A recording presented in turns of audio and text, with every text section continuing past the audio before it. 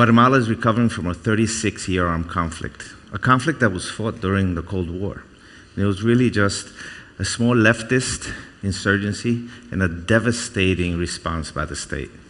What we have as a result is 200,000 civilian victims, 160,000 of those killed in the communities, small children, men, women, the elderly even. And then we have about 40,000 others, the missing, the ones we're still looking for today. We call them the desaparecidos. Now, 83% of the victims are Mayan victims, victims that are the descendants of the original inhabitants of Central America, and only about 17% are of European descent. But the most important thing here is that the very people who are supposed to defend us, the police, the military, are the ones that committed most of the crimes. Now, the families, they want information. They want to know what happened. They want the bodies of their loved ones. But most of all, what they want is they want you, they want everyone to know that their loved ones did nothing wrong. Now, my case was that my father received death threats in 1980, and we left Guatemala, and we came here. So I grew up in New York. I grew up in Brooklyn, as a matter of fact, and I went to New Utrecht High School, and I graduated from Brooklyn College. The only thing was that I really didn't know what was happening in Guatemala.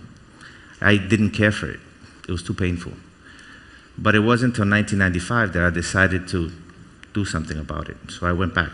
I went back to Guatemala to look for the bodies, to understand what happened, and to look for a part of myself as well. The way we work is that we give people information. We talk to the family members, and we let them choose. We let them decide to tell us the stories, to tell us what they saw, to tell us about their loved ones. And even more important, we let them choose to give them a piece of themselves, a piece, an essence of who they are.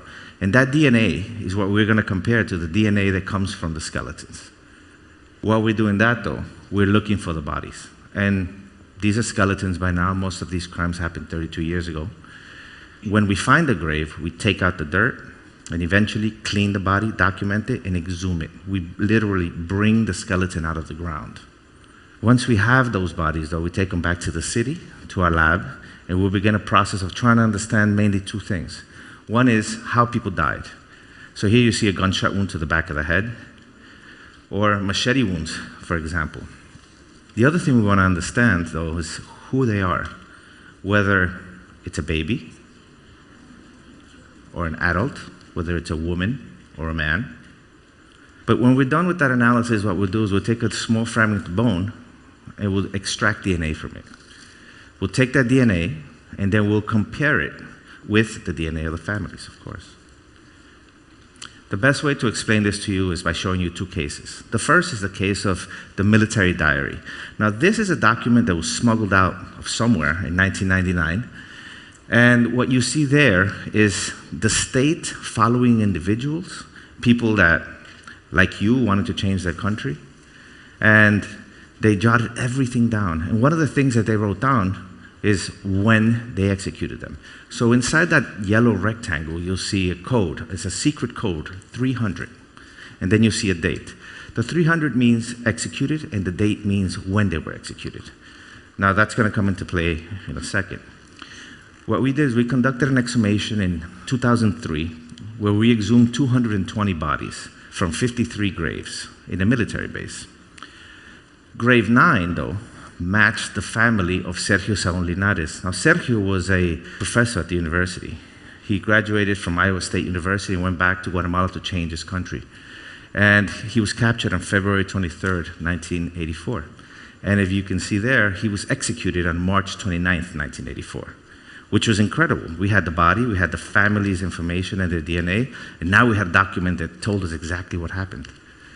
But most important is about 2 weeks later, we got another hit, another match from the same grave to Amancio Villatoro. The DNA of that body also matched the DNA of that family. And then we noticed that he was also in the diary. But it was amazing to see that he was also executed on March 29th, 1984. So that led us to think, how many bodies were in the grave? 6. So we said, how many people were executed on March 29th, 1984. That's right, 6 as well. So we have Juan de Dios, Hugo, Moises, and Zoilo. All of them executed on the same date, all captured at different locations on different moments, all put in that grave. The only thing we needed now was the DNA of those 4 families. So we went and we looked for them and we found them. And we identified all 6 bodies and gave them back to the families. The other case I want to tell you about is that of a military base called Creon Paz. It actually means to believe in peace, but the acronym really means Regional Command Center for Peacekeeping Operations. And this is where the Guatemalan military trains peacekeepers from other countries, the ones that serve with the UN and go to countries like Haiti and the Congo. Well, we had testimony that said that within this military base there was bodies, there was graves. So we went in there with a search warrant, and about 2 hours after we went in, we found the first of 84 graves, a total of 533 bodies. Now, if you think about that, peacekeepers being trained on top of bodies, it's very ironic. But the bodies, face down, most of them, hands tied behind their backs, blindfolded, all types of trauma. These are people that were defenseless, that were being executed. People that 533 families are looking for. And so we're going to focus on grave 15. Grave 15, when we noticed, was a grave full of women and children, 63 of them. And that immediately made us think, my goodness, where's there a case like this? When I got to Guatemala in 1995, I heard of a case of a massacre that happened on May 14th, 1982, where the army came in, killed the men, and took the women and children in helicopters to an unknown location. Well, guess what? The clothing from this grave matched the clothing from the region where these people were taken from, where these women and children were taken from. So we conducted some DNA analysis, and guess what? We identified Martina Rojas and Manuel Chen. Both of them disappeared in that case. So now we could prove it. We have physical evidence that proves that this happened and that those people were taken to this base. Now, Manuel Chen was 3 years old. His mother went to the river to wash clothes, and she left him with a neighbor. That's when the army came, and that's when he was taken away in a helicopter and never seen again, until we found him in grave 15. So now with science, with archaeology, with anthropology, with genetics, what we're doing is we're giving a voice to the voiceless. But we're doing more than that.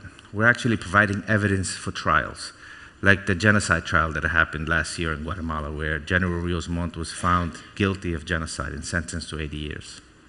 So I come here to tell you today that this is happening everywhere. It's happening in Mexico right in front of us today, and we can't let it go on anymore. We have to now come together and decide that we are not going to have any more missing. So no more missing, guys, okay? No more missing. Thank you.